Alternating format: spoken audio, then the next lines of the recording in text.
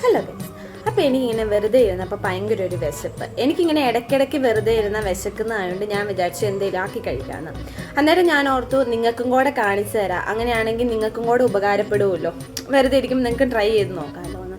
അപ്പം വീട്ടിലുള്ള സാധനങ്ങളൊക്കെ വെച്ചിട്ട് ഞാൻ ചെറിയൊരു സാധനം ആക്കി തരാം. വാ. സവോളയും തക്കാളിയും വെളുത്തുള്ളിയും നമുക്കിങ്ങനെ വട്ടത്തിൽ അരിഞ്ഞെടുക്കാം. പിന്നെ ഒരു പാത്രത്തിലേക്ക് മുട്ടയും കുരുമുളക് പൊടിയും ഉപ്പും കൂടെ ഒന്ന് അടിച്ചെടുക്കണം. പിന്നെ പാൻ ചൂടായി വരുമ്പോൾ അതിലേക്ക് എണ്ണ ഒഴിച്ച് എണ്ണ ചൂടായി കഴിയുമ്പോൾ അതിലേക്ക് ഇങ്ങനെ തക്കാളി നിരത്തി വെക്കണം. ഞാൻ വട്ടത്തിലാണ് വെച്ച് നല്ലൊരു ഷേപ്പിൽ കിട്ടാൻ വേണ്ടിയിട്ട്. അത് കഴിഞ്ഞ് അതൊന്ന് കുക്കായി വന്ന് കഴിയുമ്പോഴേക്കും അതിലേക്ക് നമുക്ക് ഈ മുട്ടയാക്കി വെച്ചത് ഒഴിക്കണം. മുട്ടയാക്കി നന്നായിട്ട് റൗണ്ടിലാക്കിയിട്ട് ഏകദേശം ഈ ഒരു രൂപത്തിലാക്കിയെടുക്കണം. ഇനിയാണ് കഥ. ഗൈസ്, അറിയാണ്ട് മറിച്ചിട്ടപ്പം ഈ അവസ്ഥയായിപ്പോയി. കാണുമ്പോൾ ഒരു മുട്ട പൊരിച്ചതും പിന്നെ ടൊമാറ്റോ ഫ്രൈ ചെയ്ത പോലെ ആയിരിക്കുന്നത്.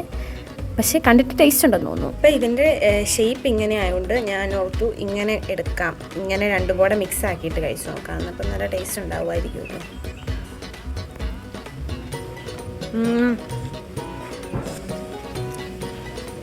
ഞാൻ ആക്കിയോണ്ട് പറയാമല്ലോ ഗൈസ്, നല്ല ടേസ്റ്റ് ഉണ്ട്. ശരിക്കും നല്ല ടേസ്റ്റ് ഉണ്ട്. ലുക്കില്ലേലും നല്ല ടേസ്റ്റ് തന്നെയാണ് ഉണ്ടാക്കിയത്.